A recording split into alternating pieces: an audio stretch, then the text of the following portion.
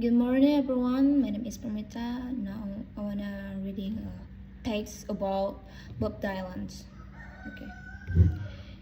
If you were a brick and breathless tenor in a small town in the American Midwest, you might well have no one desert, and that is to get out to go somewhere else. Having Minnesota is a one such town, and Robert Paul Zimmerman was one such a young man. In 1959,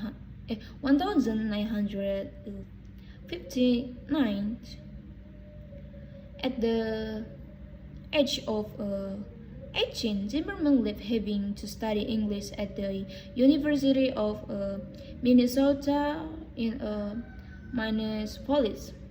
But formal study was not his thing, but was very much into folk music. And on campus and off it, so became a popular performer at folk clubs and folk events. Zimmerman was a bit of a long name for a cool folk singer, so Bob adopted the name of the popular radical Welsh folk Dylan Thomas, who had died 6 years previously. Robert Zimmerman became a Bob Dylan.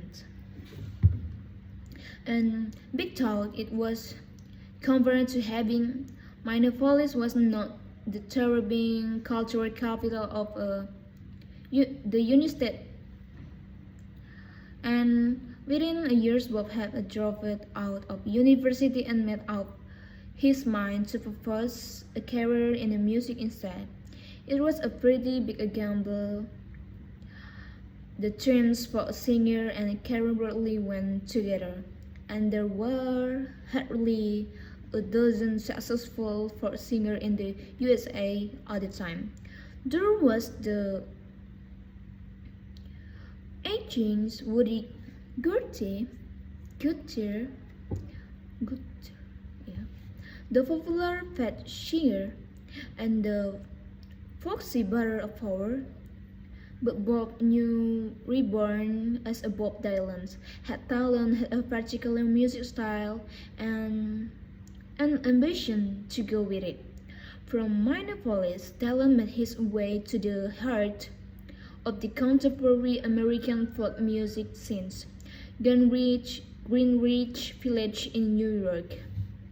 Reaching the city by Grand Out bus in January 1961 with little money in his pocket and not clear career plan in his hands. It was however the start of a new chapter in his life. And at-ons began performing in local clubs, gaining attention for his talent and unique style. Performing in the coffee house and bar of Greenwich Village, playing both popular folk songs and some of his own composition. Dylan's song built up a following. His distinctive nasal voice and original lyric attracted the attention of music critics and fellow musicians. And just over 3 months after he arrived in New York, an enthusiastic article in the New York Times by Robert Sultan helped launch Bob Dylan on the road to success. Within a week, Columbia Records had signed him up for recording contract. Dylan's first album, simply titled "That Is a Bob Dylan," come out in March 1962, and include a mixture of traditional folk songs such as The House of the Rising Suns and couple of Dylan's own compositions. The album was a success, but just a foretaste of what was to follow. It was a Dylan second album, The Freewheelin' Bob Dylan, released in 1963, that really relived his unique genius as a songwriter. It came out at a point in a time when John F. Kennedy was president of US, USA. America was getting involved in Vietnam, and people were alarmed at the prospect of nuclear wars. Some like a blowing in the wind and a hard grinds a fall touch on the developing issue of the day. In a 1964 album, The Times of the Are Changing continued the trend with the social conclusion. For the song that captured the mood of the generation, increasingly politics by the civil rights movement, the Vietnam War, and the youthful rebellion against social conformity. Protest music was a Dylan's specialty, and as a 60s word on, he became the unofficial voice of a young countercultural movement.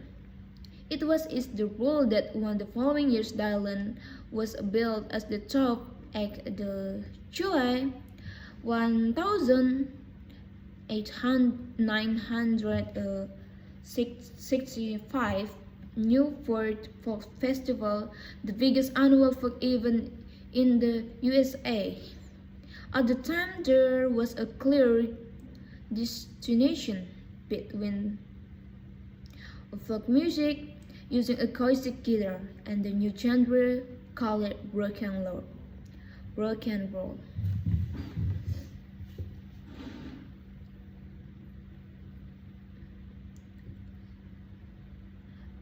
And more generally, pop music, which used newly introduced electric guitars. New sport was for folk fans, not rock and roll fans. So when Dylan broke with traditional and brought a backing group with electric guitars into a stage to perform magic from and like a Rolling Stone, it caused uproar.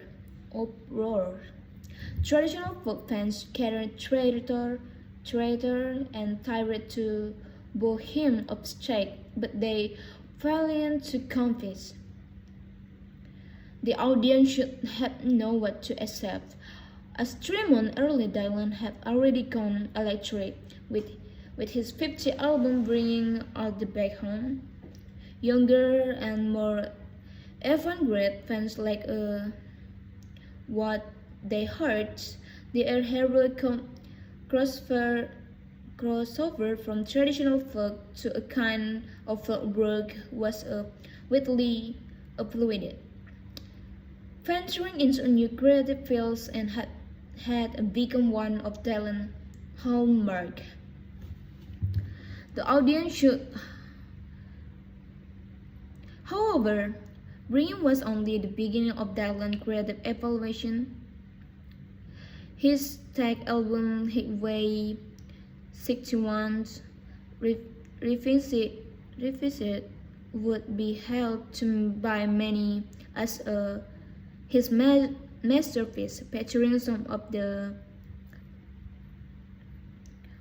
greatest lyrics ever written. This include the Momentums, the Solution Wrong, almost 12 minutes of lyric meandering through a dystopian world popular by Cain and Abel, Einstein, Ezra Pound, and other figures from our collective culture. It was a Dylan at his best, Dylan that 51 years later would be awarded 2 Nobel Prize to Literature. From 1965 to 1967, Bob Dylan was the most influential poet and singer in the world, rivaled only perhaps by John Lennon. In 1966, he undertook a massive world tour involving 47 concerts, and last to being in Paris and London. 2 months later, everything came to a halt. Spending along a rural road in Woodstock, New York, Dylan was involved in a serious motorcycle incident. He was not killed incidents. Within a year, he had returned to the recording studio, but Dylan had changed. There was still the same nasal voice, still the folk songs, still the electric guitars, but the magic had gone. Since 1967, another 20-age album had followed. Most recently in 2020, and to his day, Dylan is still recognized as a great musician, but as an icon, his time is well past. Maybe it is all for me. Thank you.